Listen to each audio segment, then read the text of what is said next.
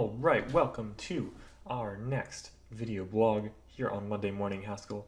And this week, we're going to be talking about configuring our program specifically to make it more testable. What do I mean by this? The haskellings programs that we've been working on, this automated tutorial to teach beginners the basics of how Haskell works. It's very tricky to write unit tests for a lot of the behaviors of this function or a lot of behaviors of this program because it is a command line program. A lot of the real behavior we're interested in is what information is output to the console. And obviously, if we're running our tests and our tests are spewing information to the console, it's difficult to run assertions on that.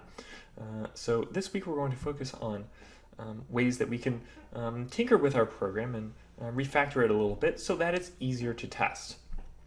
The first thing I'm going to jump in and show is a modification to our config. We have a new data type we're calling our program config, and this has our project root and our GHC path. So this is going to sort of take the place of all the various function definitions where we just pass in the root and the GHC path together. Then we also have 3 different handles. So file handles are a cool abstraction in Haskell and really most other languages where your program can be agnostic to the fact of whether or not it's printing to the terminal, taking input from the terminal, or reading from a file. The handle just lets it ignore that difference. So most of the time we would run this basically with the standard in handle, standard out handle, standard error handle. But in our config, we're going to allow the user to customize our program. And ultimately, this is going to mean that in our unit tests, instead of having our program take input from the terminal and produce its output to the terminal, we can instead have file definitions.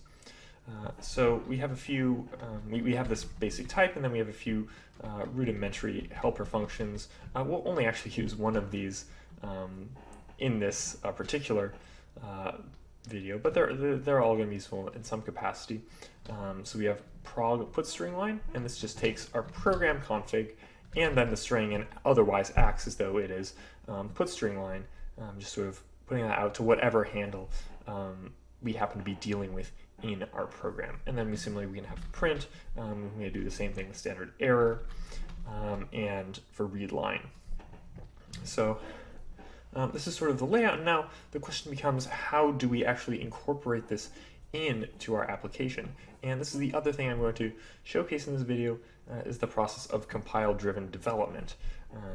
This is effectively where we try to refactor our program by taking it from the compiled state and tinkering with it and discovering some compile errors as a result of changing the types within our program, and then sort of working backwards and just taking the errors as they come.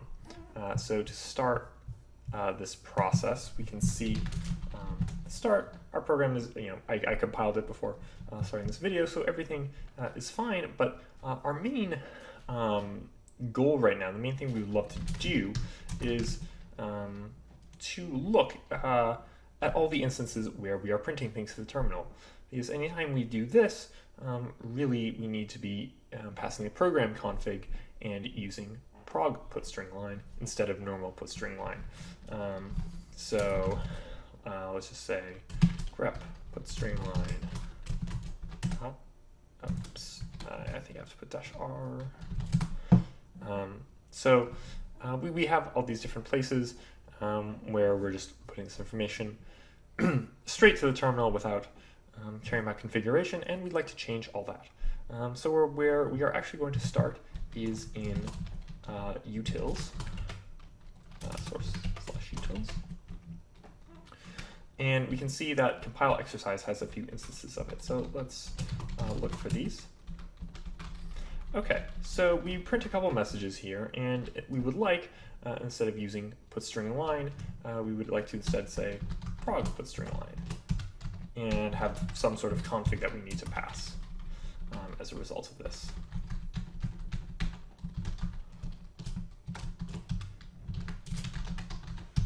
And just so we know what config is, we'll import at the top. But right now, if we go ahead and try to compile our code. Obviously, he doesn't know what config is. We have to pass this variable in.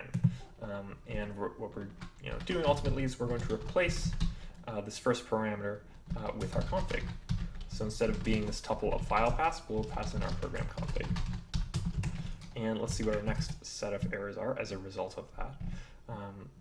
So now we're missing some more variables. Down here, this compile exercise function also has to take a program config. But other than that, it should be, I guess I'll just change the name just to be a little more consistent here. That's this line 53 error. Now let's move up to line 32. So we have GHC path. And obviously we removed the GHC path variable from our pattern match, but it's easy enough to recall what our config looked like. We just have this within the config anyways. So we can go ahead and just call this as a function on the config, and we'll fix that error. And now we have a couple more errors on line 29 because both of these use our project root. We no longer have that readily available. So let's just say that as a variable here. Let project root equal, let root equal project root of config, similar to the GHC path.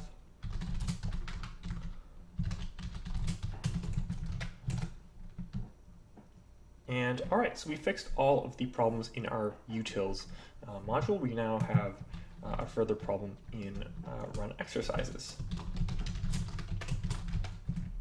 So once again, we want to sort of percolate this change up. So we call compile exercise over here. So instead of having these config paths, we actually just want a config. We want this to be part of the API of our program. And we'll say this should take program config, should import config, and we should do that. And okay, so we have no more problems in run exercises, very small module at this point. So we can now see that our next problems are in the watcher module. Oops.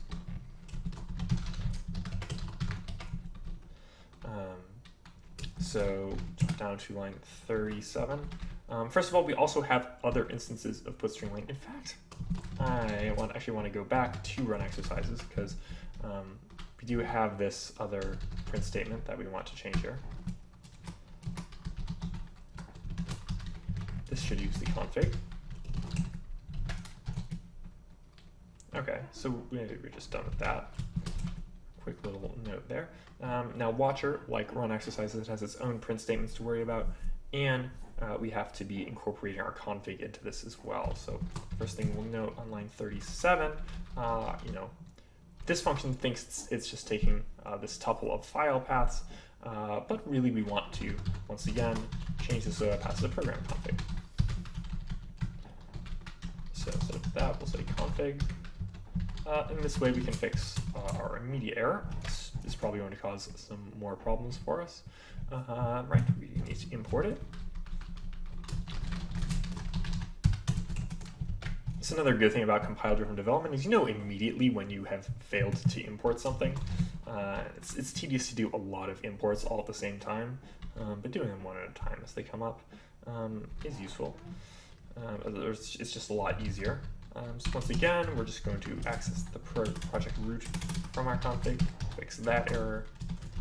51, run exercise watch. So this is a recursive call. It should just take config here. I think we also, we're going to want our process event function to take the config. Change that. We'll eventually get around to changing that up there.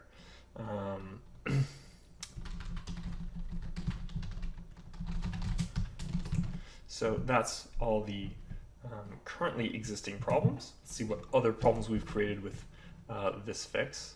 So we can see, yes, now the time has come to change our process event function. Right now, this is still taking the old form where we have a tuple of file paths. So let's change that. Should take a program config. And we can already start looking ahead and say, okay, well, what needs to change here when we compile the exercise? This should take the config instead of the tuple. And instead of using first config paths here, this just wants the project root, so we'll say project root config. Easy enough. Let's see what errors come up now.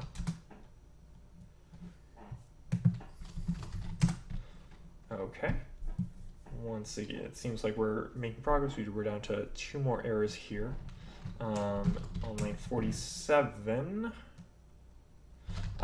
So project root, once again, we need to invoke this as a function on our config rather than assuming we've pattern matched it. And then on line 14, we want to go ahead and change this. That takes in our config as well.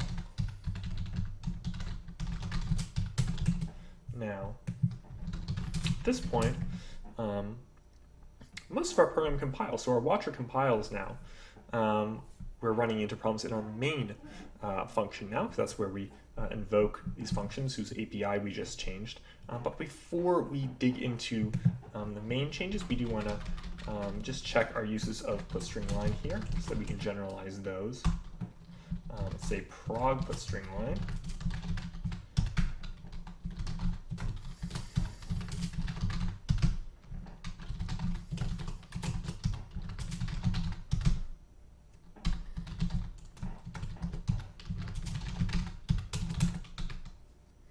And now we're done with that.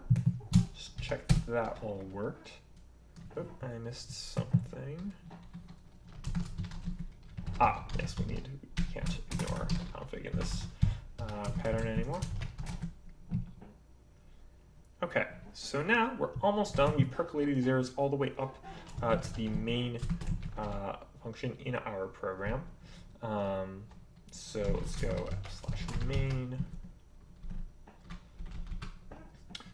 So now when we actually invoke our program via either the run exercise function or the watch exercises function, we're actually going to want to use the config instead of using that. So let's just go ahead and say let config.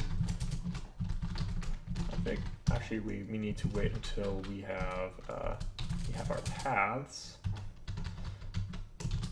So our paths, as we recall, gives us the project root and then the GHC path. So these are the first 2 elements we need to use to construct our program config. So first paths and second paths should be sufficient there. And then we'll just pass in standard in, standard out, and standard error as our handles. And then we can go ahead and pass those.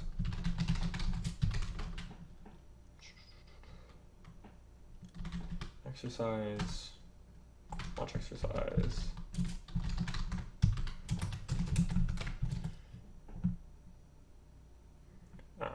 Standard. Okay, and we also need to import system.io just so that we have access to those handles.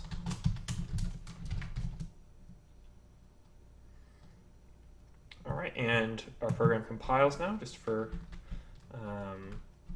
extra credit, we could, if we wanted to, change some of these error messages. So we could say prog putStringLine config here and here and then here. Just some of the error messages.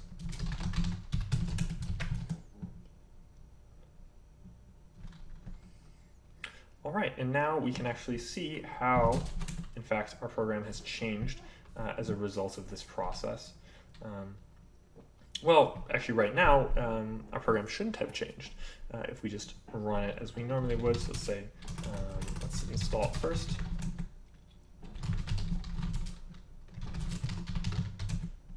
We just see, it prints out our output to the terminal just as we normally would. So nothing's changed in our actual implementation yet, but let's go ahead and see what we can, see if we can change something. So over here, let's change the standard out handle. So let's go ahead and say, let's open the file and let's just call it program.output. And we have to say write mode. Pass that in instead of the standard out handle. And we do have to remember to close our handle at the end of this process. documentation, right? This is especially important with handles that you're writing to, otherwise they won't save.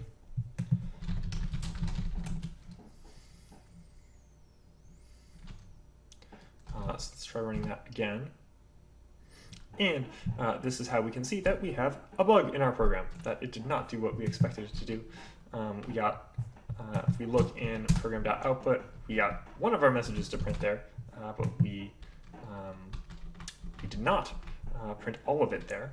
And so what happened? Well, it's actually pretty clear. If we go to our utilities module, we've handled all of our print statements, but we have to remember that when we created this process, we also have the additional fact of which handle is used within the process. Now, this is the error case, and here is where we have our problem, where we actually print our error output. That is still getting put to the terminal. So we have to say prog stringline config there as well. Now it should work.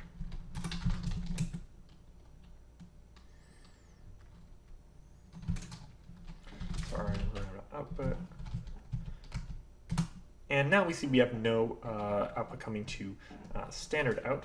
So if we look at program.output, we see we get everything in this file that we've just written. We can try even more. We can do haskellings watch and change our files while this is going on, while it's running in the background.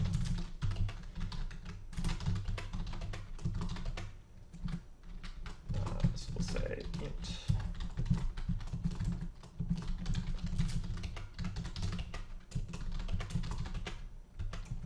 And we'll change our second one.